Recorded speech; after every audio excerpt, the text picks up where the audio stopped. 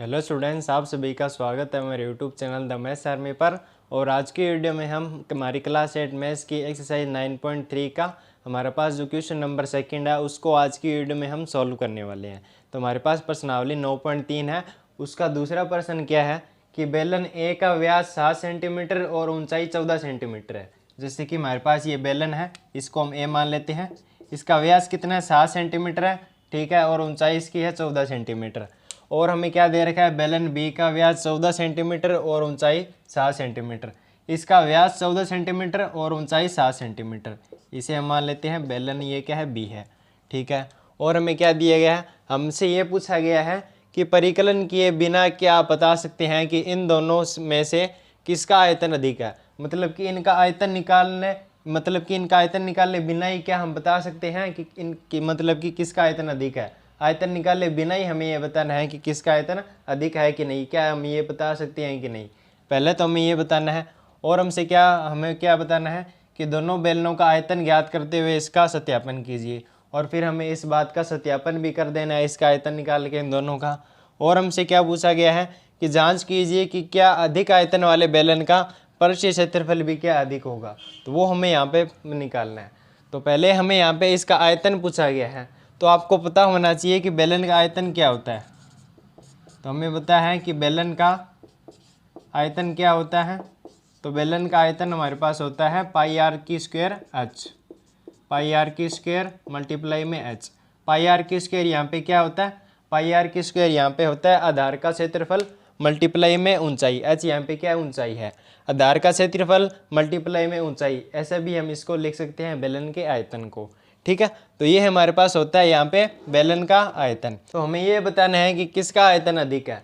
तो आप यहाँ पे देख सकते हैं कि बेलन का आयतन किस पर निर्भर करता है। पहले तो आप ये देखिए, तो पाई तो यहाँ पे कांस्टेंट है, पाई की वैल्यू 22/7 यहाँ पे कांस्टेंट होती है, ठीक है।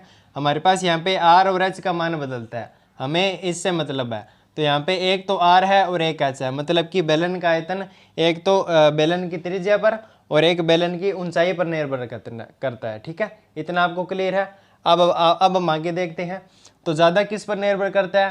तो यहाँ पे एच की पावर आप देख सकते हैं 1 है और आर की पावर कितनी है? 2 है। मतलब कि ज़्यादा ये किस पर निर्भर करेगा? ज़्यादा ये त्रिज्या पर निर्भर करेगा। तो मतलब कि जिस बेलन की त्रिज्या ज़्यादा होगी उसका आयतन भी ज़्यादा होगा, और जिस बेलन की त्रिज्या कम होगी उसका आयतन भी कम होगा। सिंपल सी बात है। क्योंकि आप देख सकते हैं कि बेलन का आयतन ज़्यादा किस पर निर्भर करता है? त्रिज्या पर निर्भर करता है। हालांकि ये ऊंचाई पर भी निर्भर करता है, लेकिन ज़्यादा किस पर निर्भर करता है? तो ज़्यादा त्रिज्या पर निर्भर करता है। तो हमें ये देखना होगा कि किसकी त्रिज्या अधिक है और किसकी त्रिज्या कम है।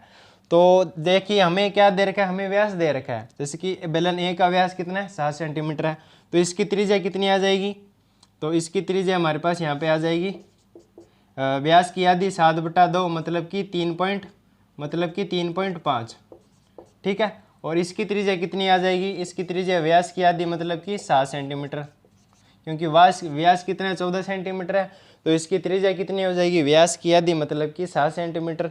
तो आप यहाँ पे ये बताइए कि आर का मान जैसे कि 3.5 है, बेलन ए के लिए त्रिज्या का मान 3.5 है और बी के लिए 7 है। तो किसकी त्रिज्या अधिक है? तो सिंपल सी बात है, बेलन बी की त्रिज्या क्या है? अधिक है। मतलब कि इसका आयतन भी कितना होगा? अधिक होगा बेलन ए की तुलना से। और ये हमें निकाल के भी हम आपको यहाँ पे आपको प्रूफ करके दिखा देता हूँ। जैसे कि हम यहाँ पे क्या निकाल लेंगे? पहले बेलन ए का आयतन निकाल लेते हैं। अब यही बात हमें यहाँ पे प्रूफ करनी है। बेलन का आयतन, कौन से बेलन का आयतन? बेलन ए का आयतन कितना होगा? पाई आर की स्क्वायर मल्टीप्लाई में एच।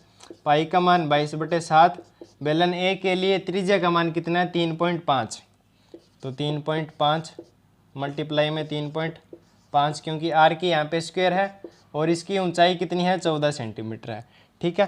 तो यहाँ से 7 के पाड़े से 1 कट रहा है, यहाँ पे आ जाएगा 2, यहाँ पे आ जाएगा 2, ठीक है।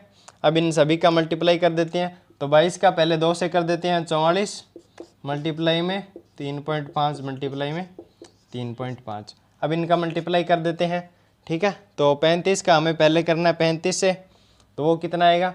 तो 35 का हमें करना है 35 से, तो 5 का पहले 5 पर किया 25, 2 ऊपर चला गया, 5 का 3 से किया 15 और 2 17, 5 का 3 से किया 15, 1 ऊपर चला गया, ठीक है।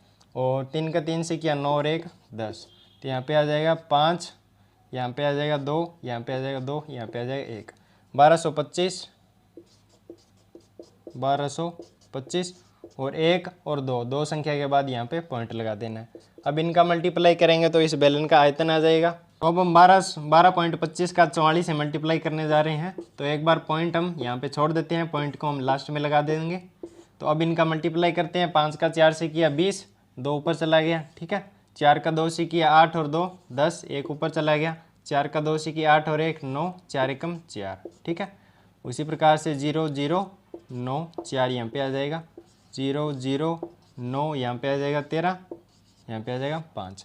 इस प्रकार से 53,900 इसका आयतन आ जाएगा, 53,900। अब हमें कितनी संख्या बाद, 2 संख्या के बाद पॉइंट लगा देना है, मतलब कि इसका इतना इसका आयतन आ जाएगा, यहाँ पे आ जाएगा सेंटीमीटर की क्यूब, ठीक है। इतना इसका आयतन आ गया। बेलन ए का आयतन कितना आ गया है, 539 सेंटीमीटर की क्यूब। ये किसका, बेलन ए का आयतन आ गया। अब हम बेलन बी का आयतन निकाल लेंगे और फिर हम देख लेंगे कि किसका आयतन अधिक है, क्योंकि बेलन बी का ही आयतन अधिक होने वाला है क्योंकि इसकी त्रिज्या ज़्यादा है, ठीक है।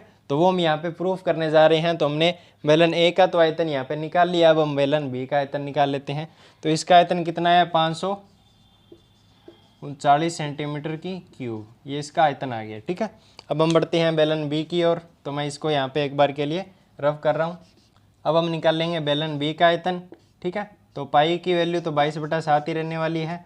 बेलन बी के लिए त्रिज्या का मान कितना है, 7 सेंटीमीटर है, और आर की यहाँ पे क्या स्क्वायर है, मतलब कि 7 2 बार आएगा।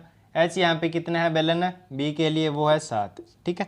तो एक 7 से एक 7 कैंसिल, 7 का 7 से किया 49 और मल्टीप्लाई में 22। अब इनका मल्टीप्लाई करेंगे तो हमारे पास बेलन बी का आयतन आ जाएगा। बिल्कुल ये आसान सा है, ठीक है। तो अब हम बेलन बी का आयतन यहाँ पे निकाल लेते हैं। हमें 22 का 49 से मल्टीप्लाई करना है, ठीक है। तो हम यहाँ पे मल्टीप्लाई कर लेते हैं 49 का 22 से, ठीक है। 9 का 2 से किया 9 दूनी 18, 1 ऊपर चला गया।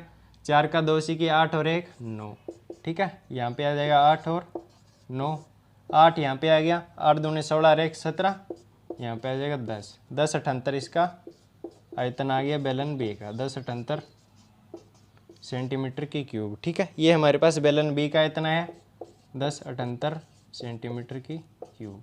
तो आप यहाँ पे देख सकते हैं कि 10.78 मतलब कि बेलन बी का हमारे पास यहाँ पे जो आयतन है वो बेलन ए के आयतन से क्या है, अधिक है। ये तो हमने पहले ही बता दिया था इसकी त्रिज्या को देखकर, और ये हमने यहाँ पे सिद्ध भी कर दिया इन दोनों का आयतन निकाल कर, ठीक है। तो यहाँ पे हमारे पास पहला इसका जो सवाल है वो यहाँ पे कंप्लीट होता है इससे दूसरे सवाल का। अब इसमें दूसरे सवाल में हमसे कुछ और भी पूछा गया है। वो हमसे क्या पूछा गया है कि दोनों बेलनों का आयतन ज्ञात करते हुए इसका सत्यापन कीजिए। हमने सत्यापन कर दिया। और हमसे क्या पूछा गया है कि जांच कीजिए कि क्या अधिक आयतन वाले बेलन का पृष्ठीय क्षेत्रफल भी क्या अधिक होगा। तो पहले तो मैं आपको पृष्ठीय क्षेत्रफल का फॉर्मूला आपको यहाँ पे बता देता हूँ, फिर हम देखते हैं कि किसका पृष्ठीय क्षेत्रफल अधिक होगा और किसका कम होगा। तो बेलन का पृष्ठीय क्षेत्रफल का फॉर्मूला क्या होता है, बेलन का पृष्ठीय क्षेत्रफल, बेलन का पृष्ठीय क्षेत्रफल होता है 2 पाई आर प्लस में एच। अगर बेलन के दोनों साइड क्या लगे हुए हैं, ढक्कन लगे हुए हैं, तब इसका पृष्ठीय क्षेत्रफल कितना होगा, 2 पाई आर मल्टीप्लाई में आर प्लस में एच। अब हम इसको और सॉल्व करें, मतलब कि 2 पाई आर का अंदर मल्टीप्लाई करें तो यहाँ पे आ जाएगा 2 पाई आर स्क्वायर प्लस में आ जाएगा 2 पाई आर एच। ये इसका क्या होता है, बेलन का पृष्ठीय क्षेत्रफल का फॉर्मूला होता है। तो अब हमें ये बताना है कि किसका पृष्ठीय क्षेत्रफल क्या अधिक है और किसका कम है, तो ये हमें यहाँ पे बता देना है। तो आप यहाँ पे देखिए कि इसका पृष्ठीय क्षेत्रफल किस पर निर्भर करता है। यही हमने आयतन के लिए किया था, यही हम इसके लिए कर रहे हैं। तो आप देख पा रहे होंगे कि बेलन का जो पृष्ठीय क्षेत्रफल है वो आर और एच पर दोनों पर निर्भर कर रहा है। जैसे कि 2 यहाँ पे कॉन्स्टेंट है, पाई यहाँ पे कॉन्स्टेंट है, यहाँ पे आर पर निर्भर करता है, ठीक है। 2 पाई यहाँ पे कॉन्स्टेंट, आर और एच पर यहाँ पे निर्भर करता है। मतलब कि ओवरऑल देखा जाए तो इसका पृष्ठीय क्षेत्रफल आर और एच पर निर्भर करता है, ठीक है। इतना आपको क्लियर है। अब हमें यह देखना है कि किस पर ज़्यादा निर्भर करता है, मतलब कि आर पर ज़्यादा निर्भर करता है या एच पर ज़्यादा निर्भर करता है। तो आप यहाँ पे देख सकते हैं कि एच तो यहाँ पे एक ही बार है, लेकिन आर यहाँ पे 1 2 और यहाँ पे 3 बार है। मतलब कि ये त्रिज्या पर ज़्यादा निर्भर कर रहा है, न कि ऊंचाई पर।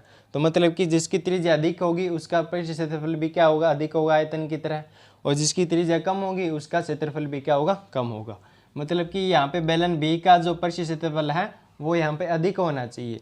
तो हम यहाँ पे जांच कर लेते हैं। तो पहले तो हम बेलन ए का यहाँ पे परिशिष्ट क्षेत्रफल निकाल लेते हैं। तो बेलन ए के लिए यहाँ पे सूत्र ये यूज़ में आ जाएगा 2 पाई आर प्लस एच। ठीक है, ये दोनों एक ही बात होती है। तो 2 पाई की वैल्यू 22/7 हमारे पास होती है और आर की वैल्यू यहाँ पे कितनी है 7/2 या फिर 3.5 आप लिख सकते हैं। तो इसे मैं 7/2 यहाँ पे लिख रहा हूँ, प्लस में यहाँ पे आ जाएगा 7/2 प्लस ऊंचाई इसकी कितनी है 14 सेंटीमीटर।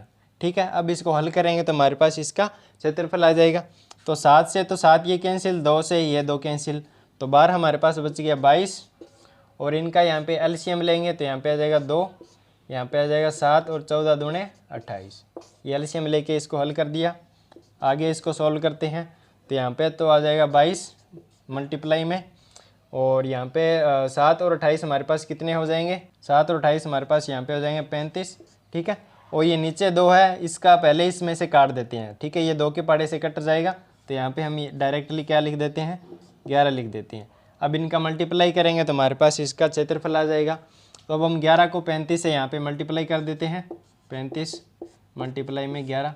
ठीक है, यहाँ पे आ जाएगा 5 3, यहाँ पे आ जाएगा 5 3, 5 8 3, 385। 385 यहाँ पे क्या आ गया इसका 385 सेंटीमीटर की स्क्वायर। ठीक है, 385 सेंटीमीटर की स्क्वायर, इसका क्या आ गया परिशिष्ट क्षेत्रफल आ गया बेलन ए का। अब हम याद कर लेते हैं बेलन बी का परिशिष्ट क्षेत्रफल, तो वो भी हम यहाँ पे देख लेते हैं। तो फॉर्मूला तो यहाँ पे सेम ही लगने वाला है, बस आर और एच के मान यहाँ पे क्या है अलग अलग है, तो वो भी हम यहाँ पे देख लेते हैं। अब हम देखने वाले हैं बेलन बी का परिशिष्ट क्षेत्रफल। तो फॉर्मूला क्या है 2 पाई आर प्लस में एच, 2 मल्टीप्लाई में पाई की वैल्यू 22/7 और आर की वैल्यू इसके लिए कितनी है आर की वैल्यू यहाँ पे 7 है, प्लस में मल्टीप्लाई में हमें करना है आर प्लस एच, तो आर की वैल्यू 7 प्लस में एच की वैल्यू है, एच की वैल्यू भी कितनी है 7 है। ठीक है, तो ये 7 से ये 7 यहाँ पे कैंसिल।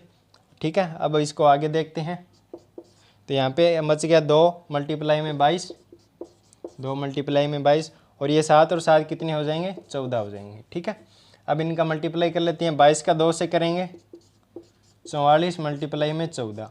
अब 44 और 14 का हम यहाँ पे मल्टीप्लाई कर लेते हैं तो इनका मल्टीप्लाई कितना आएगा, इसका क्षेत्रफल कितना आ गया 616 सेंटीमीटर की स्क्वायर, 616 सेंटीमीटर की स्क्वायर। तो ये इसका क्या आ गया परिशिष्ट क्षेत्रफल आ गया। तो आप यहाँ पे देख सकते हैं कि 616 जो बेलन बी का हमारे पास क्षेत्रफल आया वो बेलन ए के परिशिष्ट क्षेत्रफल से क्या अधिक है, क्योंकि बेलन ए का परिशिष्ट क्षेत्रफल तो कितना है 385 है, लेकिन बेलन बी का कितना 616 है। ये मैंने आपको पहले बता दिया था, क्योंकि जिसकी त्रिज्या अधिक होगी उसका क्षेत्रफल भी क्या होगा अधिक होगा, उसका आयतन भी क्या होगा अधिक होगा। तो यही हमें यहाँ पे सवाल में पूछा गया था, जो कि मैंने आपको यहाँ पे प्रूफ करके दिखा दिया। यही आपको यहाँ पे सवाल में बताना था। तो दोस्तों आई होप कि आपको ये प्रश्न अच्छे समझ में आ गया होगा। अगर आपका इसमें कोई डाउट रहता है तो आप हमें कमेंट में ज़रूर बताएं, और आगे की वीडियोज़ में हम इसके बाकी के प्रश्नों को सॉल्व करने वाले हैं। तो आप इस चैनल के साथ जरूर से जुड़े रहिए और अपने दोस्तों के साथ इस वीडियो को ज़्यादा से ज़्यादा शेयर करें ताकि वो भी ये सोल्यूशन देख पाएँ। तो दोस्तों आज की वीडियो में बस इतने ही, मिलते हैं किसी नई नेक्स्ट वीडियो में, तब तक के लिए बाय बाय।